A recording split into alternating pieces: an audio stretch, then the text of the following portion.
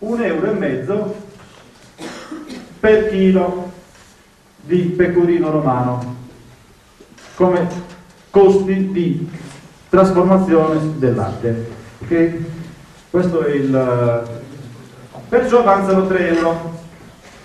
Avanzato €3 e volendoci 6 litri di latte per fare 1 chilo di pecorino romano, non basta. va da sé, tecnicamente gli industriali hanno firmato 6,05, questo è il dato ufficiale che gli industriali hanno dato come valore di trasformazione del latte in pecorino romano. Io uso i dati ufficiali, poi chiaramente dipende molto, se c'è un latte molto ricco in grassi e proteine le rese sono superiori, se c'è un latte povero le rese sono inferiori, se vendo in 5 mesi ho più umidità, se vendo 8 mesi l'umidità tende a calare. Se metto il 7% di sale vendo il sale a pecorino, se ne metto il 3 vendo invece il pecorino a pecorino, insomma dipende molto dalle condizioni. Però io uso il dato ufficiale dell'accordo, l'unico ultimo accordo del 2005, che sono 6 litri. €3 diviso 6 fa 50 centesimi. Chiaro? Dopodiché quello che si dice in campagna è questo: caro allevatore, il tuo latte varrebbe 50 centesimi, ma siccome io sono bravo te ne propongo 60 e ci mettiamo d'accordo. Chiaro quello che si dice? Il problema è che il valore medio del formaggio non è di €4,5, perché il pecorino romano rappresenta soltanto il 42% di tutto il formaggio venduto, ma tutto il resto del formaggio assieme al pecorino romano mi porta il valore medio a €6,5, anche 6,8, a volte anche €7 da mercuriali ufficiali. Allora se da €6,5 togliamo l'1,5 di trasformazione ci resta qualcosa di diverso dai €3, ce ne restano 5 di euro, e diviso i 6 litri di latte, e in questo caso sono di meno, perché se io produco cacciotte, se produco formaggi più freschi e più umidi la resa è migliore, allora il valore diventa completamente diverso del latte che dovrebbe essere pagato se faccio il discorso su tutto il formaggio e non solo sul pecorino romano. Perciò il primo aspetto, a bocce ferme, cioè stanti busrelli, cioè su quello che c'è oggi sul mercato, se si riuscisse ad avere il paniere completo dei formaggi con tutti i prezzi sulla quale base fare il ragionamento, già noi parleremo di 78-82 centesimi al litro. Ad oggi è come ricchezza presente ad oggi sul mercato. La seconda cosa, e qui finiamo con questa parte del latte, questo senza parlare di valorizzazione, senza parlare che dobbiamo fare, di promozione, che dobbiamo fare, dei consorzi di tutela che devono lavorare, senza parlare di tutto questo, perché se parliamo di questo, questi prezzi dovrebbero aumentare, perciò la situazione dovrebbe migliorare, ma se lasciamo le cose come stanno dovremo avere una quantità di ricchezza distribuibile superiore a quella che in realtà viene proposta. La seconda cosa importante è l'1,5 €. Cosa vuol dire 1,5 €? Allora, questa è una cosa che in economia è una bestemmia, ve lo dico molto chiaramente. Se uno dice io ti pago la materia prima salvo il fatto che io non fallisco, cioè che tutti i miei costi industriali vengono tutti coperti. Se lo dite a un economista, non sono un economista, ne capisco un poco, ma se lo dite a un economista, ma sei matto, dice, in un mercato tu i costi devi abbassarli, devi metterti nelle condizioni di migliorare la tua efficienza industriale, perciò questo €1,5 che è in giro da circa 10 anni, ad oggi dovrebbe essere €1,4, €1,3. Qualcuno dovrebbe poter lavorare trasformando il latte con €1, per più di ricchezza ce ne dovrebbe essere di più in giro, se tutti fossero efficienti. Perché deve essere efficiente soltanto al primo anello della filiera e tutto il resto deve essere inefficiente? Seconda domanda.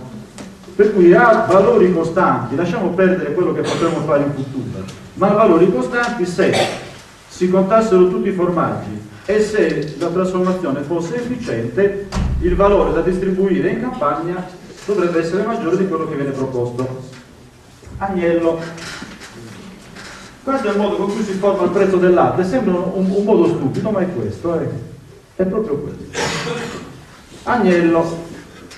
L'agnello è un caso, lo si tratta come diciamo, una specie di sottoprodotto dell'azienda, prima lo tiriamo via e meglio è perché c'è il latte, eccetera, eccetera. Eppure fa il 25% e sono i primi soldi che entrano in casa, per essere chiari. L'agnello del latte sardo, c'è la mia collega Anna Luta qua, ci hanno appena pubblicato uno strepitoso lavoro su una rivista internazionale che tratta della qualità della carne dell'agnello sardo, che noi riteniamo, l'agnello del latte sardo, riteniamo una delle carni più importanti dell'alimentazione dei bambini, tanto che la proponiamo come carne fondamentale da mettere negli omogeneizzati, per una serie di ragioni che poi magari se vi interessa ve le spiego, però questa è la realtà. Tra tutte le carni che sono disponibili, quella dell'agnello sardo è la migliore, perciò una possibilità di valorizzazione. Comunque oggi viene trattato come viene trattato. Come si forma il prezzo dell'agnello? Ve lo siete mai chiesti? Perché vi vengono a proporre i 3,2, i 3,5, i 3,7, i 2,8 in casa, i 2 a volte? Perché vi vengono a proporre questo prezzo? Dove si forma questo prezzo? Qualcuno ci racconterà la storia che c'è la domanda, l'offerta. Non è vero. Il prezzo dell'agnello si forma sulla base del prezzo del latte.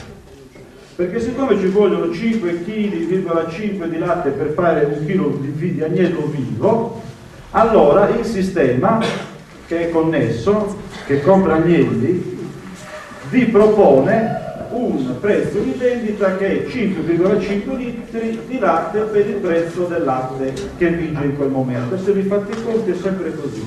Vi controllate come sono andati i prezzi del latte, i prezzi degli agnelli, con qualche piccola differenza, ma funziona così. Perché se non funzionasse così, se il prezzo dell'agnello fosse realmente molto più alto rispetto a quello del latte, poi manco per niente macellate gli agnelli, vi fate stare sotto la madre, vi fate i chili di agnello, ve li portate a un peso superiore e guadagnate dall'agnello, che è sempre latte trasformato, che la pecora del latte produce latte che si trasforma in formaggio da una parte e in agnello dall'altra. Questo è la pecora del latte, è chiaro?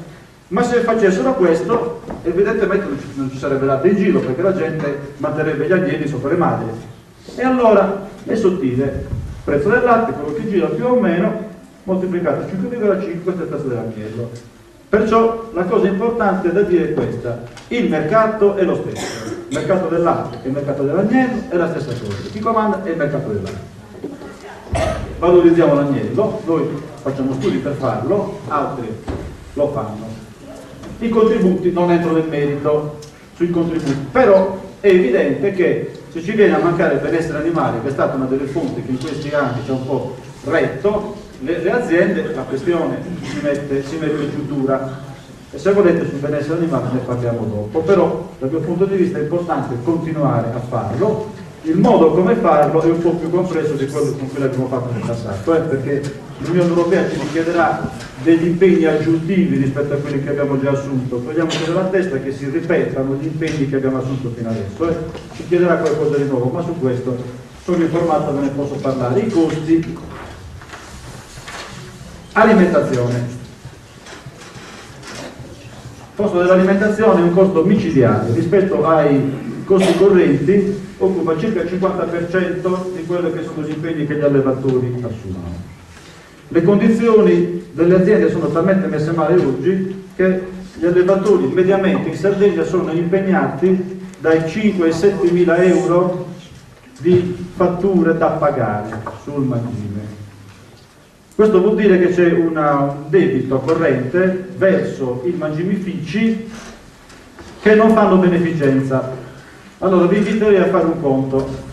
Qual è il prezzo del mangime se pagate subito?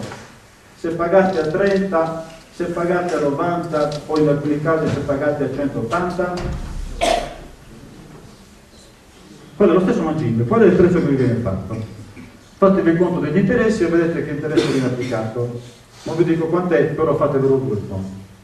Questo vuol dire che c'è un sistema che fa un'usura strisciante. Non è colpa dei mangimifici, è colpa del sistema che fa un'usura strisciante. Seconda cosa, si può risparmiare mangime. Certo che si può risparmiare mangime.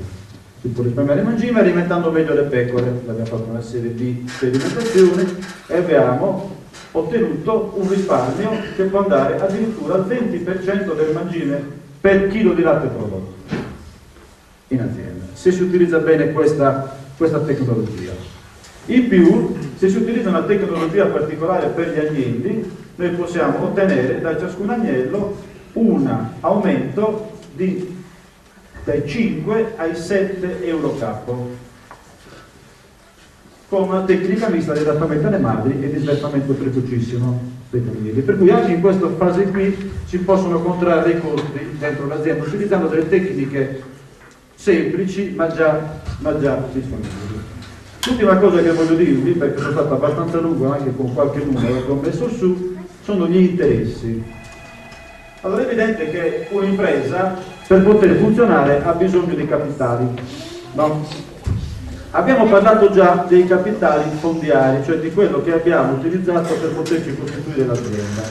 Quando si è ricorso al credito, è uno dei sistemi di credito che ha consentito agli allevatori di stanzializzare, cioè di farsi le aziende sotto la piccola proprietà contadina, molti di voi ce ne avranno ancora derivate da pagare, normalmente con mutui trentennali, si è dato a garanzia l'azienda, al fondo. C'è un aspetto però tecnico che sfugge a molti.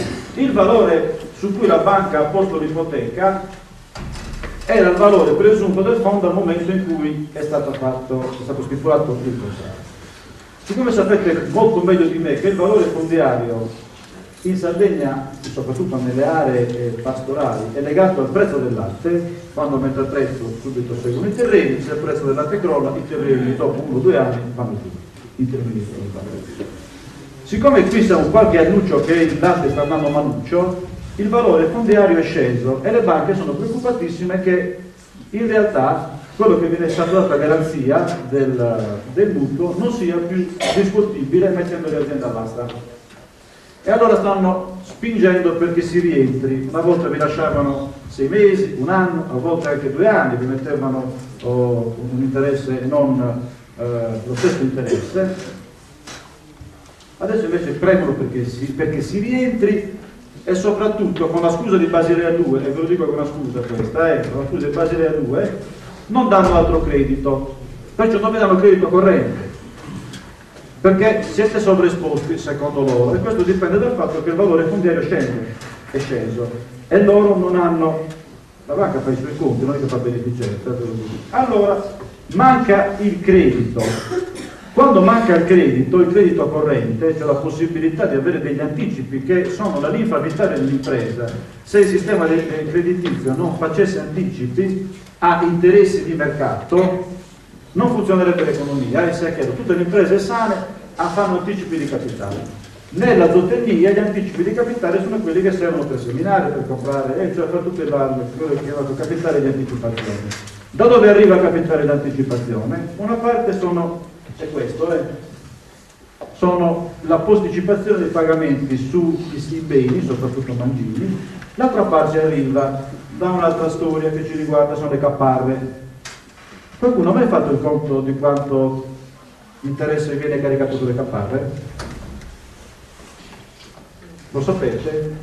Quando si va a dare una caparra, quando sia 3.000, 5.000, 6.000 euro di caparra, e non si chiude il prezzo del latte, uno sta prendendo soldi senza sapere con quale interesse lo pagherà, perché basta spostare 1 o 2 centesimi al prezzo del latte perché gli interessi volano su queste cifre qua. Allora, come ridurre questi costi? Come ridurre i costi degli interessi? I costi degli interessi si riducono solo se si può accedere, si può smettere con le caparre, si può smettere con la posticipazione delle tratte per il pagamento dei mangimi e delle materie prime, e si può accedere ad un credito franco e a condizioni di mercato, neanche di mercato isolano e non di mercato di sofferenza. E io qui mi fermo.